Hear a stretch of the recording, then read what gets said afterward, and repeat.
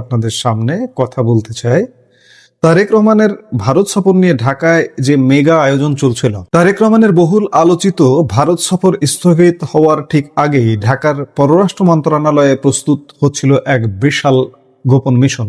আপাত দৃষ্টিতে এটিকে নিছক একটি দ্বিপাক্ষিক সফর মনে হলেও নেপথ্যে তৈরি হচ্ছিল এক মাস্টার প্ল্যান, যেখানে ছিল চীন, যুক্তরাষ্ট্র, রোহিঙ্গা ইস্যু থেকে শুরু করে ব্রিক্স ও টাঙ্গাইল শাড়ির জিআই সত্য পর্যন্ত।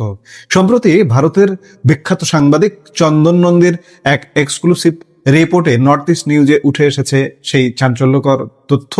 ঢাকা আসলে দিল্লির টেবিলে কি কি প্রস্তাব রাখার প্রস্তুতি নিচ্ছিল। ঘটনার সূত্রপাত গত 10ই আগস্ট বাংলাদেশ পররাষ্ট্র মন্ত্রণালয়ের দক্ষিণ এশিয়া উইং থেকে জারি করা হয় একটি গুরুত্বপূর্ণ নোট। মন্ত্রণালয়ের পরিচালক দক্ষিণ এশিয়া 1 মোহাম্মদ বাকি বিল্লার স্বাক্ষরিত এই গোপন নথিতে পররাষ্ট্র মন্ত্রণালয়ের প্রতিটি বিশেষায়িত উইং ও ইউনিটকে জরুরি নির্দেশনা দেওয়া হয়। উদ্দেশ্য, প্রধানমন্ত্রী তারেক রহমানের আসন্ন ভারত সফরকে সামনে রেখে বাংলাদেশ ভারত সম্পর্ক বিষয়ক একটি সর্বাঙ্গীন ও হালনাগাদ ব্রিফিং নথি তৈরি করা।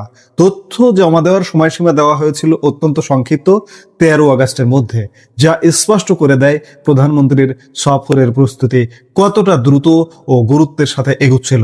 এই নোটে শুধু দ্বিপাক্ষিক ইস্যু নয়, বরং বৈশ্বিক ও আঞ্চলিক সম্পর্কের পুরো মানচিত্রটাই স্থান পেয়েছিল। বাংলাদেশ ও ভারত সম্পর্কের ক্ষেত্রে সবসময় সবচেয়ে সংবেদনশীল বিষয় হলো সীমানা, নদী ও পানি বন্টন। পররাষ্ট্র মন্ত্রণালয়ের রিসোর্সেস উইংকে নির্দেশ দেওয়া হয়েছিল নদী ও পানি ক্ষেত্রে দুই দেশের সহযোগিতার হালনাগাদ তথ্য ও কৌশল তৈরির জন্য। এর পাশাপাশি জলবায়ু পরিবর্তনের মতো বৈশ্বিক ইস্যু, বিশেষ করে আসন্ন COP30 ও COP31 সম্মেলনে যৌথ অবস্থান ও অন্যান্য প্রাসঙ্গিক বিষয় নিয়ে তথ্য চাওয়া হয়। আর দুই দেশের জনগণের সম্পর্ক জোরদারে সংস্কৃতি ও ক্রীড়া কূটনীতি উইংকে বলা হয়েছিল ভারতের সাথে সাম্প্রতিক কার্যক্রম ও বাংলাদেশের অগ্রাধিকারগুলো সুনির্দিষ্টভাবে তুলে ধরতে। ভারতের সাথে আলোচনায় চীনের উপস্থিতি একটি বড় কৌশলগত ফ্যাক্টর। পররাষ্ট্র মন্ত্রণালয়ের নথিতে স্পষ্ট নির্দেশ দেওয়া হয় বাংলাদেশ চীন সম্পর্কের বর্তমান অবস্থা, সাম্প্রতিক উচ্চ পর্যায়ের সফর, বেল্ট অ্যান্ড রোড ইনিশিয়েটিভে ঢাকার অংশগ্রহণ, চীনা বিনিয়োগ এবং বাংলাদেশে বাস্তবায়নাধীন চীন অর্থায়িত প্রকল্পগুলোর একটি বস্তুনিষ্ঠ মূল্যায়ন তৈরি করতে। ঢাকা আসলে ভারত ও চীন দুই এশীয় পরাশক্তির সাথে নিজেদের ভারসাম্যের অবস্থানটি দিল্লির সামনে পরিষ্কার রাখতে চেয়েছিল। একই সাথে রাশিয়া ইউক্রেন যুদ্ধ নিয়ে বাংলাদেশের সুনির্দিষ্ট অবস্থান এবং বৈশ্বিক অর্থনীতির এই সংকটে যুদ্ধের বর্তমান পরিস্থিতির একটি বিস্তারিত মূল্যায়ন চাওয়া হয়। শুধু চীন বা রাশিয়া নয়, ওয়াশিংটনের দৃষ্টিভঙ্গিও ঢাকার নজর এড়ায়নি। নথিতে বাংলাদেশ যুক্তরাষ্ট্রের সাম্প্রতিক সম্পর্ক, দ্বিপাক্ষিক বাস্তবতা এবং দক্ষিণ এশিয়ায় যুক্তরাষ্ট্রের নীতি নিয়ে একটি বিশেষ মূল্যায়নের নির্দেশনা ছিল। বিশ্ব রাজনীতির আরেক উত্তপ্ত অঞ্চল মধ্যপ্রাচ্য সংকট, ইসরায়েল ফিলিস্তিন সংঘাত এবং ফিলিস্তিনকে বাংলাদেশের দেওয়া মানবিক সহায়তার হালনাগাদ তথ্য চাওয়া হয়। ইউরোপীয় ইউনিয়ন ও ভারতের মধ্যকার সম্পর্ক ও কৌশলগত অংশীদারত্বের বিষয়টিও এই ব্রিফে অন্তর্ভুক্ত করার নির্দেশ দেয় পশ্চিম ইউরোপ এবং ইইউ উইং।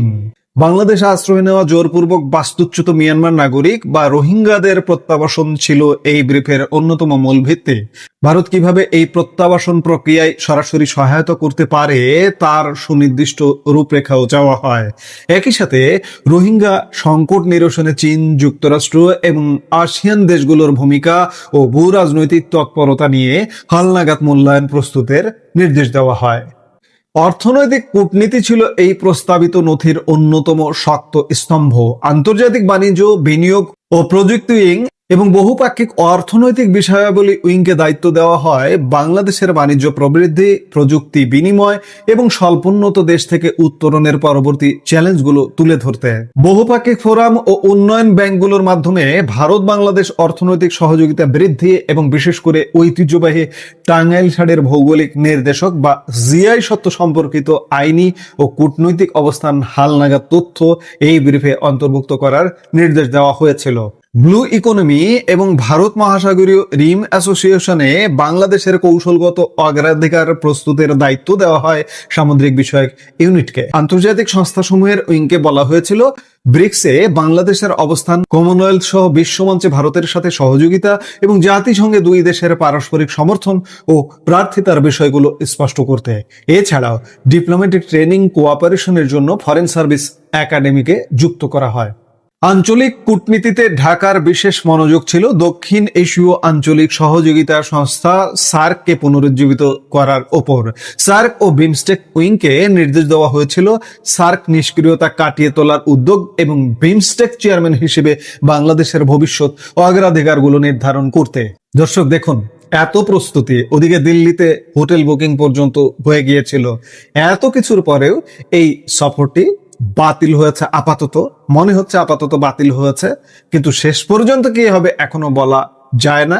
কারণ যেটি বোঝা যাচ্ছে, যেটি জানা যাচ্ছে যে তারেক রহমান এই সফরটা করতে আগ্রহী এবং এটি নিয়ে গতকালকের একটি ভিডিওতেও বলেছে যে যারা এই সফরটি আটকে দিতে চেয়েছে বা আটকাতে চেয়েছে তাদের সঙ্গে একটা বচসা পর্যন্ত হয়েছে বলে এমনটাই শোনা যাচ্ছে।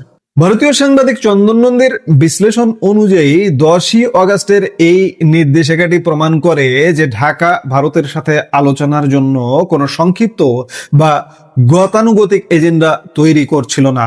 এটি ছিল একটি বিস্তৃত, সুদূর প্রসারী এবং পূর্ণাঙ্গ নীতি নথি, যেখানে দ্বিপাক্ষিক ইস্যুর চেয়ে বৈশ্বিক ও আঞ্চলিক শক্তির ভারসাম্যকে বেশি গুরুত্ব দেওয়া হয়েছিল।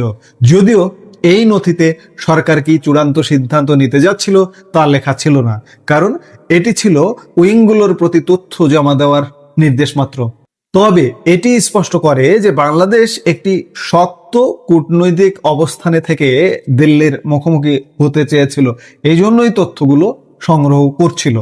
তবে পরবর্তীতে তারেক রহমানের সফরটি স্থগিত হয়ে যাওয়ায় এই বিশাল কূটনৈতিক এজেন্ডাটির তাৎক্ষণিক বাস্তবায়ন থমকে যায়।